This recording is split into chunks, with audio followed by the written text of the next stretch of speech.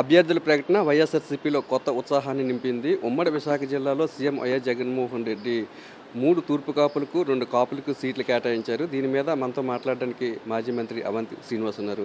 Sir చెప్పండి sir, ఒక MP 2 MLA తూర్పు కాపులకు అలాగే 2 ఎమ్మెల్యే స్థానాలకి కాపులకి ఇచ్చారు. ఆయన కాపులకి ఇస్తున్న ప్రాధాన్యతను ఏ విధంగా చూస్తారు సార్? అందరికీ నమస్కారం అండి.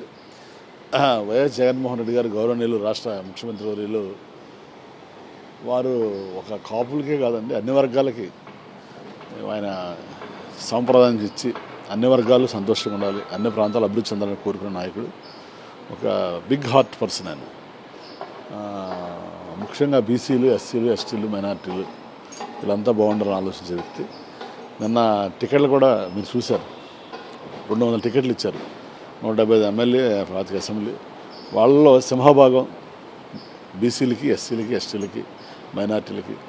సమాజంలో ఎన్ని సంవత్సరాలు గుర్తింపుకు నోచుకునే వర్గాలు ఎవరవుతున్నారో వాళ్ళందరికీ కూడా ఒక రాజకీయంగా గుర్తింపుని, గౌరవాన్ని ఇచ్చిన వ్యక్తి వైఎస్ జగన్మోహన్ రెడ్డి గారు. కాబట్టే ప్రజలు వాళ్ళ ఏకపక్షంగా ఉన్నారు.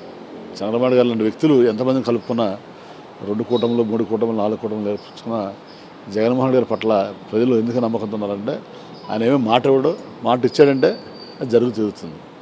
రెండోది, ఎక్కువ శాతం ప్రజలు జనాభా ఎవరవుతున్నారో ఆ ఎక్కువ శాతం జనాభాకి వాళ్ళకి రాజకీయంగా, ఆర్థికంగా, సామాజికంగా గుర్తింపుని, గౌరవాన్ని ఇచ్చిన వ్యక్తి.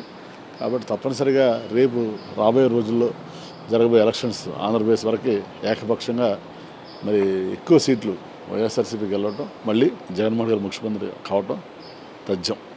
సార్, మీరు ఆల్రెడీ ప్రచారాన్ని కూడా ప్రారంభించారు. ప్రచారానికి ప్రజలకు ఎటువంటి స్పందన లభిస్తుంది సార్? చాలా బాగుందండి.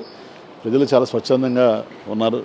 ఎప్పుడు ఎలక్షన్ వస్తుందా, జగన్మోహన్ గారు ఓటు వేసి అలా ఆయన రుణం తీర్చుకుందామని. ఎందుకంటే 5 సంవత్సరాలు ఆయన ఏమో ఆశించకుండా ప్రజల దగ్గర నుంచి ఇచ్చిన హామీలు కానీ, ఇవ్వని హామీలు కానీ 30 రకాల స్కీమ్స్ని మరి సుమారు 3,70,000 కోట్ల రూపాయలు డైరెక్ట్ బెనిఫిషరీ ట్రాన్స్ఫర్ ద్వారా ప్రజలకు ఇవ్వడం జరిగింది. ఆ ఇచ్చినప్పుడు ఆయన గొప్పతనం ఏంటంటే పార్టీ చూడాల. గతంలో ప్రభుత్వాలు ఏం చేసేవాళ్ళంటే వాళ్ళ పార్టీ మనుషులుగా, వాళ్ళ వర్గం మనుషులుగా ఇచ్చుకునేవాళ్ళు. ఎప్పుడైతే ఈయన అందరికీ పార్టీ చూడకుండా అందరికీ ఇచ్చాడో ప్రజలు చాలా హ్యాపీగా ఉన్నారు. 2 రికమెండేషన్లు లేవు. ఎలాంటి రికమెండేషన్? నాయకులు డైరెక్ట్గా ఏదైనా వాలంటీర్స్ సచివాలయం ద్వారా అయిపోయింది. 3 లంచాలు లేవు.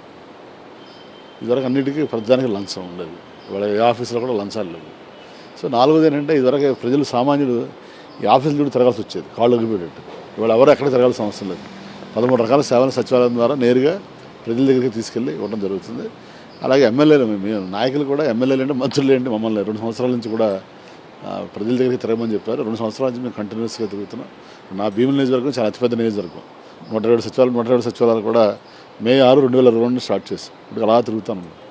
సో కాబట్టి అందరం కూడా నాయకులు ఏంటి, అధికారులు ఏంటి, ప్రజాప్రతినిధులు ఏంటి, ఒక వ్యవస్థని, ప్రభుత్వాన్ని ప్రజల వద్ద తీసుకెళ్ళడానికి అదే అని గొప్పతనం.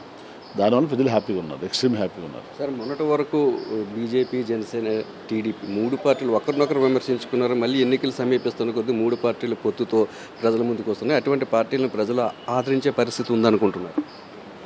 ప్రజలు అన్నీ గమనిస్తున్నారండి. ఇప్పుడు మనం ఏదైనా రాజకీయంగా పొత్తు పెట్టుకున్నాం, రాజకీయంగా పనిచేస్తున్నామంటే దానివల్ల ప్రజలకు ఏం మేలు చేస్తాం అనేది సమాధానం చెప్పాలి వాళ్ళు.